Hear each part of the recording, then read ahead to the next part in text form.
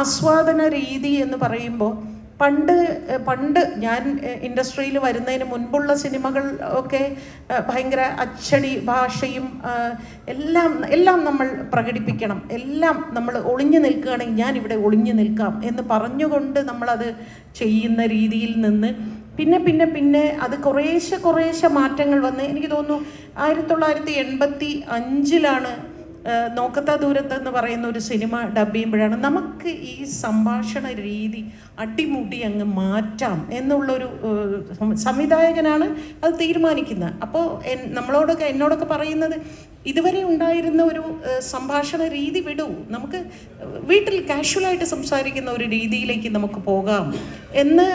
അതൊരു വലിയൊരു ചലഞ്ചായിരുന്നു. മാത്രമല്ല ആളുകൾ പെട്ടെന്ന് ഇത് കൊള്ളാമല്ലോ, ഇത് സാധാരണ നമ്മൾ വീട്ടിൽ പറയുന്ന സംഭാഷണങ്ങളാണല്ലോ, അപ്പുറത്തെ വീട്ടിൽ മറ്റേ കുശുകുശുവിൻ്റെ അതിലൊരു പൂവുണ്ട് കേട്ടോ, ഇങ്ങനെയൊന്നും നമ്മളൊരു കാലത്ത് സംസാരിക്കില്ലായിരുന്നു. അപ്പുറത്തെ വീട്ടിൽ അയാളുടെ കയ്യിൽ ഒരു റോസപുഷ്പമുണ്ട് എന്നൊക്കെ പറയുന്ന കാലത്തിൽ നിന്ന് നമ്മൾ അതിലേക്ക് വന്നപ്പോൾ അത് ആളുകളുടെ അഭിരുചി പെട്ടെന്ന് ഒരു മാറ്റം വന്നു. പിന്നീട് അത് ഇന്നിപ്പോൾ നമ്മൾ എത്തി നിൽക്കുമ്പോൾ പലപ്പോഴും സാധാരണ ആളുകൾ പോലും നമ്മളോട് ചോദിക്കുന്നത് ഇത് സിങ് സൗണ്ട് ആണെന്ന് തോന്നുന്നു അല്ലേ, പക്ഷെ വളരെ കാഷ്വലായിട്ട്. ഇപ്പോൾ സത്യേട്ടൻ്റെ മകൻ അനൂപ് സംവിധാനം ചെയ്ത സിനിമ ഞാൻ ഡബ് ചെയ്യാൻ ചെന്നപ്പോൾ അനൂപ് എന്നോട് ആദ്യം പറഞ്ഞ് ഇത് ഒരിക്കലും ഡബ്ബിംഗ് ആണ് എന്ന് തോന്നാത്ത രീതിയിൽ സിങ് സൗണ്ട് ആണ് എന്ന് തോന്നുന്ന രീതിയിൽ ഡബ് ചെയ്യണം. അപ്പോൾ സൗണ്ടിൻ്റെ കാര്യത്തിൽ പോലും പൊതുജനത്തിന് ഒരു ആസ്വാദന രീതി മാറിയിരിക്കുന്നു.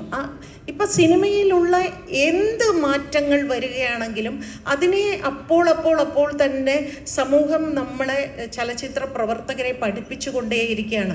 അത് മുൻപ് വന്നതല്ലേ, നിങ്ങൾ ഇങ്ങനെ ഒന്ന് മാറ്റുമോ, അതിനനുസരിച്ച് പണ്ടൊക്കെ സംവിധായകർ ഒരു കഥ എല്ലാവരും വായനാ ശീലമുള്ളവരായിരുന്നു. പണ്ട് നിർമ്മാതാക്കൾ പോലും അങ്ങനെ വായനാശീലമുള്ളവരാണ്. ഞാൻ വാസു സ്റ്റുഡിയോയിൽ മദ്രാസിൽ ഡബ് ചെയ്തിരുന്ന കാലത്ത് എനിക്ക് ഓർമ്മയുണ്ട്, വിൻസെൻ്റ് മാഷോ അല്ലെങ്കിൽ സേതുമാധവൻ സാറിൻ്റെ സിനിമകളൊക്കെ ചെയ്യുമ്പോൾ നിർമ്മാതാക്കൾ അവിടെ, ഞാൻ ഇന്നലെ ഒരു പുസ്തകം വായിച്ചു കേട്ടോ എന്ന് പറഞ്ഞാൽ പുസ്തകം കൊണ്ട് തരികയും ആ പുസ്തകത്തിൽ വായിച്ച കഥകൾ അപ്പോൾ തന്നെ സ്വീകരിക്കുകയും അല്ലെങ്കിൽ ഇത് വേണ്ട, ഇതിന് ഇന്ന രീതിയിലുള്ള കുഴപ്പങ്ങളുണ്ട് എന്ന് പറഞ്ഞ് അങ്ങനെ ഒരു കൾച്ചറിൽ നിന്ന് ഇന്നിപ്പോൾ അങ്ങനെ ഒരു നോവൽ വായിച്ചിട്ട് പോവുക എന്നുള്ളതിനേക്കാളും നമ്മളിപ്പോൾ നേരത്തെ സഞ്ജു പറഞ്ഞ മാതിരി നമ്മുടെ പുരാണങ്ങളിൽ, അത് ചിലപ്പോൾ ബൈബിളിൽ നിന്നാകാം, അല്ലെങ്കിൽ പിന്നെ ഈ പറഞ്ഞ രാമായണം മഹാഭാരതം, ഇതിനെയൊക്കെ ഇങ്ങനെ ഇൻ്റർപ്രിട്ടേഷൻ നടത്തിക്കൊണ്ട് അതൊരു കലാകാരൻ്റെ, തീർച്ചയായിട്ടും അത് കലാകാരൻ്റെ സ്വാതന്ത്ര്യവും ആവിഷ്കാര സ്വാതന്ത്ര്യവും ഒപ്പം തന്നെ മാറുന്ന തലമുറയുടെ ആസ്വാദന രീതിയിൽ അവർക്കുള്ളൊരു കോൺഫിഡൻസ്. ഒരു സിനിമ സംവിധാനം ചെയ്യുക എന്ന് പറയുന്നത് വളരെ അപൂർവം ചിലർക്ക് മാത്രം കഴിയുന്ന ഒരു അസാമാന്യ ഒരു കഴിവാണ്. ആ കഴിവില്ലാത്തവർക്ക് പോലും ഒരു സിനിമ എങ്ങനെയായിരിക്കണം എന്ന് പറയാനുള്ളൊരു ആസ്വാദന രീതിയും അതുപോലെ അതിനുള്ളൊരു കഴിവും ഇന്ന് നമ്മൾ ജനങ്ങളുടെ ഇടയിൽ നിന്ന്